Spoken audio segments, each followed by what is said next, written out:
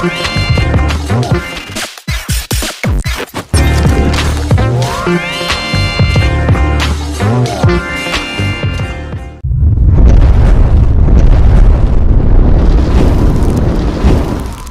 berikutnya memandikan. Ya, terkait dengan memandikan ini. Siapa yang syarat orang memandikan ini? Satu, muslim. Selain Pak Muslim nggak boleh. Jadi Pak Muslim ini sendirian Pak kalau ada yang meninggal. Ya, satu syaratnya muslim. Ya, makanya beliau ini hadir tempat kita luar biasa ini Pak Muslim. Jadi kalau yang belum kenal.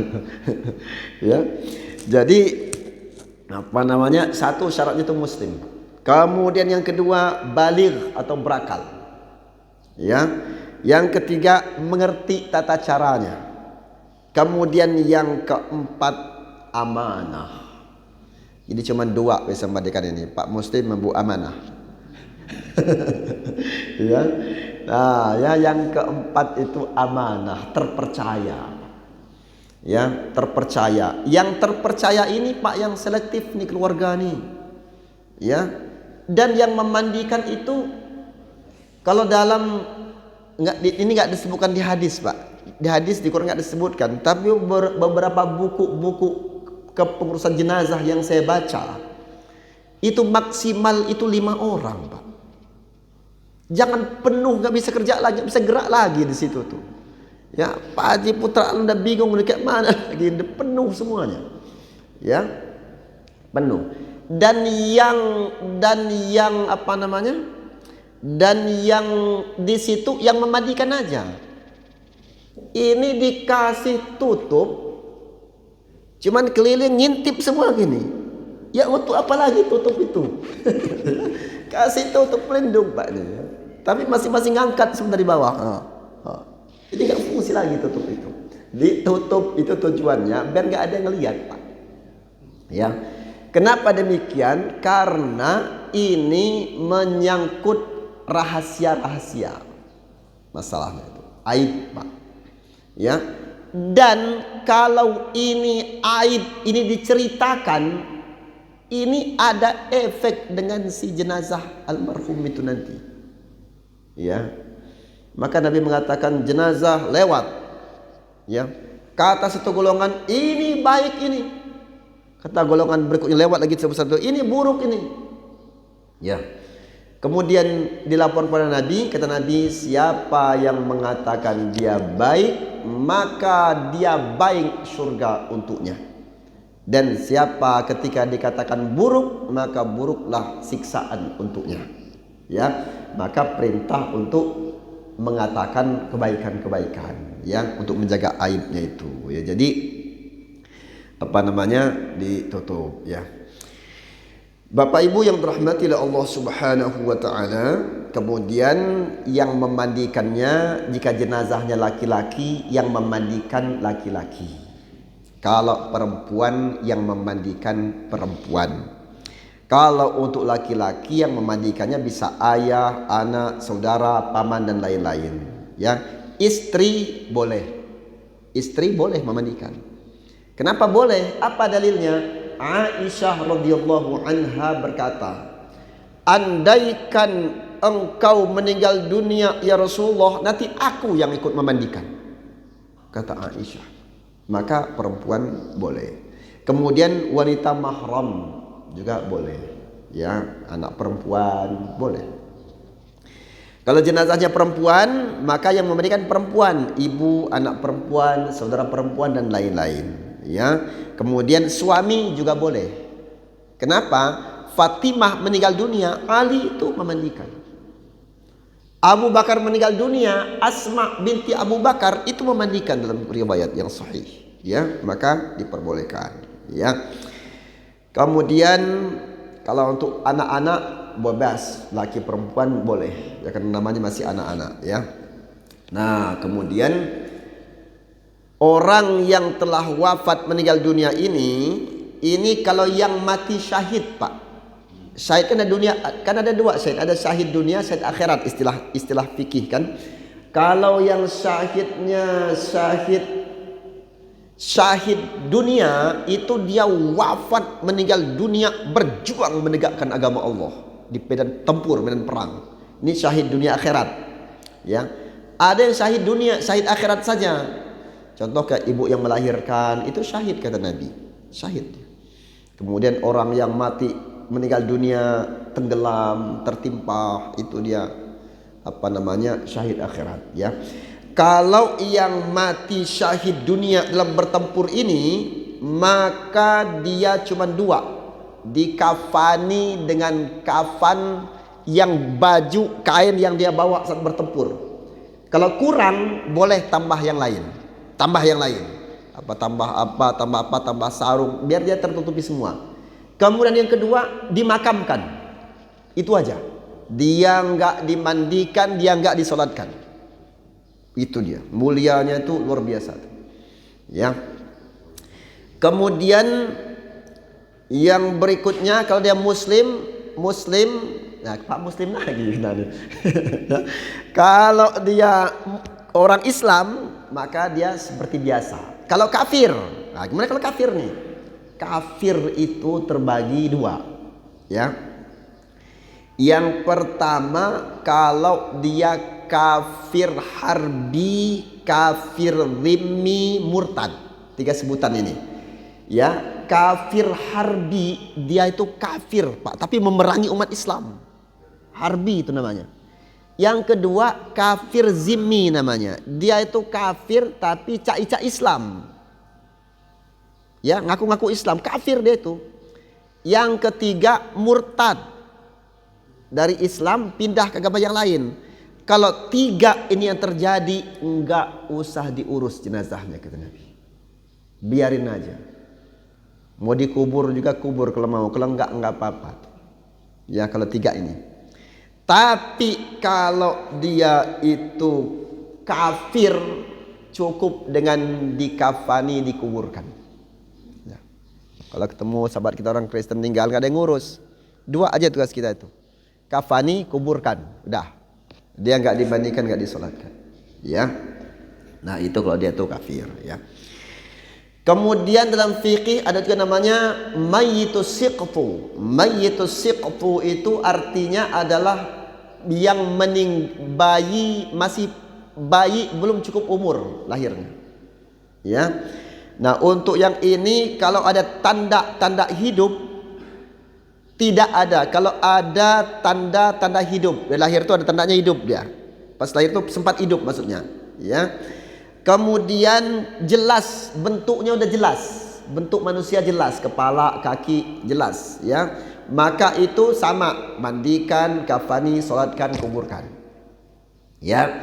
Kemudian kalau dia tidak ada tanda hidup, begitu lahir itu enggak ada tanda-tanda kehidupannya. Udah meninggal dia lahir itu. Kemudian tapi jelas, bentuknya udah jelas. Bentuk udah jelas. Kepala, kaki, tangan, telinga udah jelas bentuknya. Maka ini cukup dengan dimandikan, dikafani saja. Langsung kuburkan. Enggak disolatkan. Ya. Kemudian berikutnya kalau dia tidak ada tanda-tanda hidup, enggak jelas bentuknya, maka ini kafani, kuburkan aja, enggak usah dimandikan. Enggak ada tanda-tanda hidup nih. Begitu meninggal udah enggak ada tanda lagi. Bentuknya pun belum jelas. Kaki, mata, tangan belum jelas. Maka yang ini cukup kafani kemudian kuburkan aja. Kalau dia baru gumpalan-gumpalan darah aja, udah kuburkan aja. Kuburin aja. Ya, enggak usah dikafan-kafani, ya, kuburkan aja, ya. Nah, Bapak Ibu yang dirahmati oleh Allah Subhanahu wa taala, ya. Nah setelah itu sudah dilakukan semuanya, maka siap-siaplah dia untuk memulai proses yang pertama, yaitu memandikan, ya, proses untuk memandikan. Jadi yang pertama tempat, ya, tempatnya tertutup tadi itu, ada penutup, tempatnya tertutup. Kemudian lagi tempat yang tinggi, ada dua kemungkinan nih, bisa dia tinggi, ada tempat tinggi seperti tempat kita itu, atau dia di pangku, ada yang di pangku. Kalau zaman-zaman dulu itu di pangku. Kalau zaman dulu itu luar biasa Pak. Saya masih ingat dulu itu ada orang meninggal di Umbulan, ingat saya itu.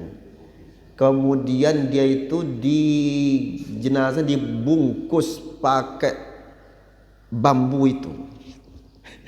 Bungkus pakai bambu besar, bungkus itu diikat, kemudian gotong gitu.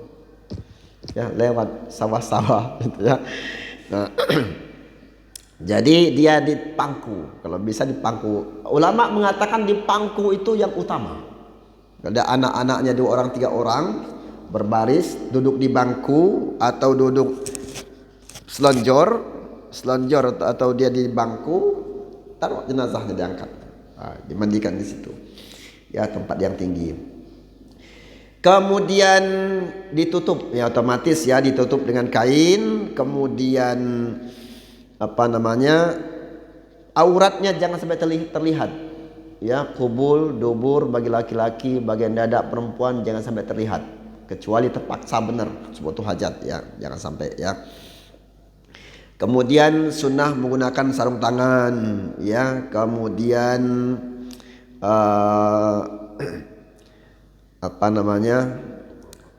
dirapikan. Kalau ada rambut-rambut yang ini yang runtuh, yang rontok lagi kayak durian ya, durian runtuh. Kalau ada rambut yang rontok itu ya, kalau memungkinkan nanti ikut juga dimandikan dan dicuci-cuci, ikut juga dikafankan.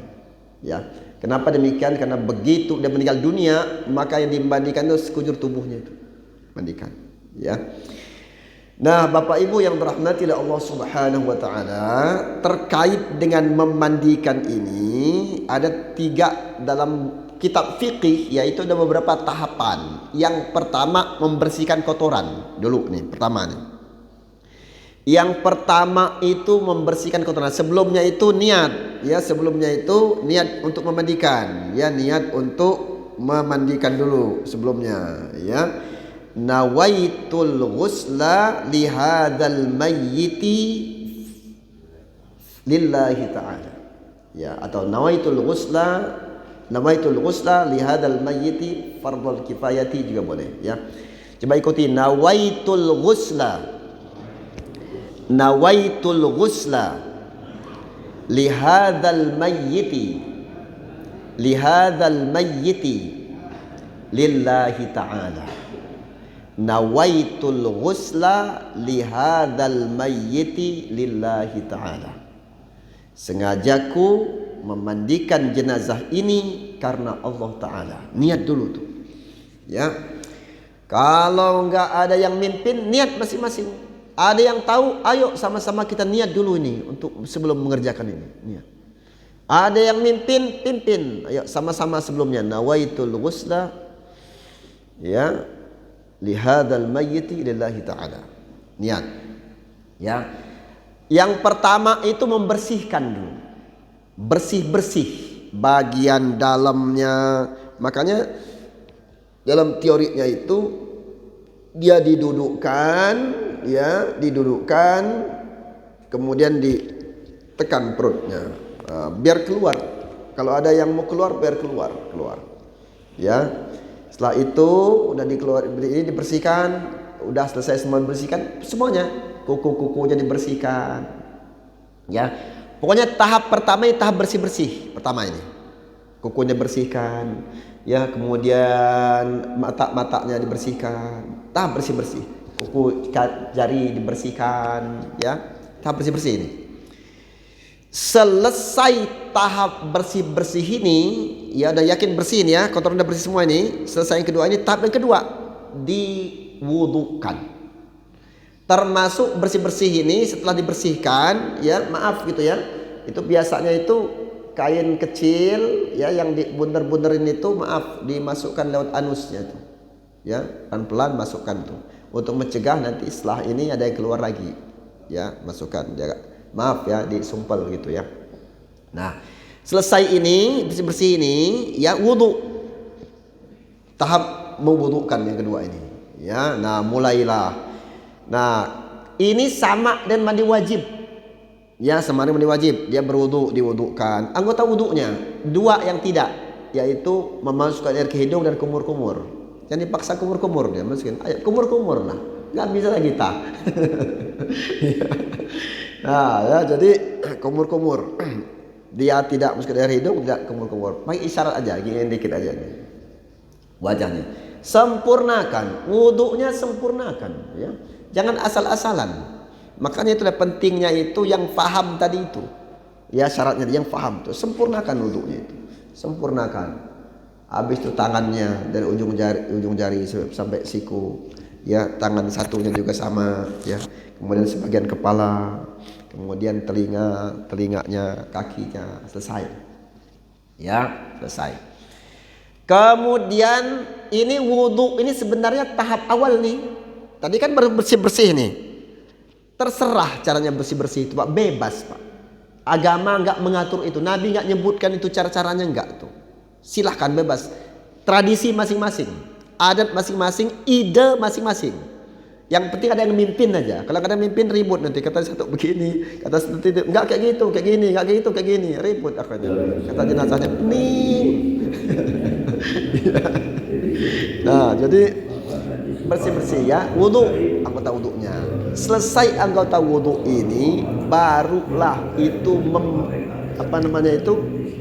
nyiram secara resmi. Secara resmi.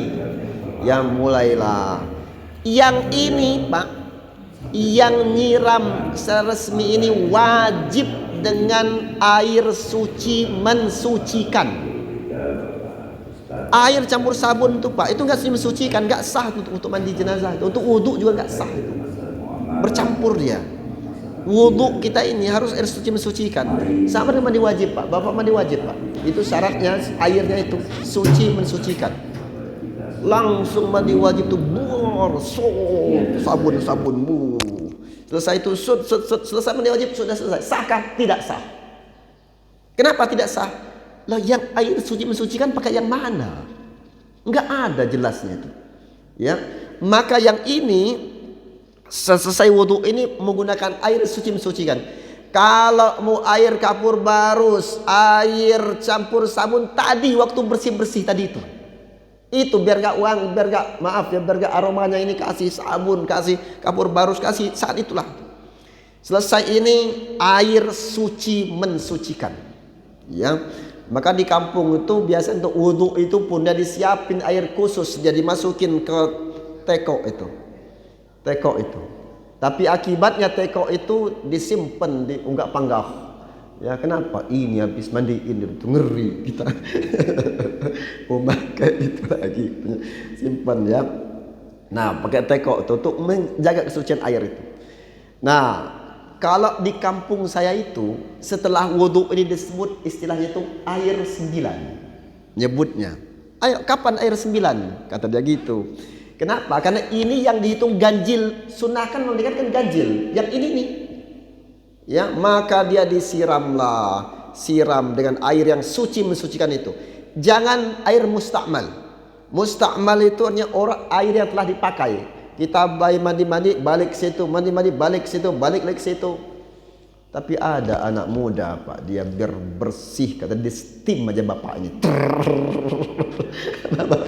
Sama anaknya, kebetulan anak itu punya usaha cuci motor, Pak. Alhamdulillah kata anaknya, pas bener bapaknya meninggal, kita punya usaha ini. Ya pakai steam ini. Kenapa? Satu, kata dia lebih bersih. Yang kedua, ini enggak mustakmal begini nih. Maka rezeki betul bapak ini, kata dia. Meninggal kita udah punya usaha kayak gini. Ya, terbiasa ya. Nah, jadi yang berikutnya dengan air steam sucikan itu. Dari bagian atasnya ini enggak ada ketentuannya, tapi bagusnya ya atas kanan, dari atas kepala tuh siramin terus tengah, habis itu balikin tubuhnya itu harus kena semua, apa ini kena semua ya. Miringin siram kanan, miringin kiri siram kiri, habis itu selesailah memandikan itu, sempurna memandikan itu. Ya, dan yakin inilah cara yang benar memandikan itu. Ya. Baik Bapak Ibu yang dirahmati oleh Allah Subhanahu wa taala, 617 surat ini kita sholat sunnah syuruk sekarang 6.13 ya. Kalau ada hal-hal yang mau ditanyakan terkait dengan materi kita pada pagi hari ini, dipersilahkan. Terima kasih Ustaz. Yang sering saya dengar. Ya.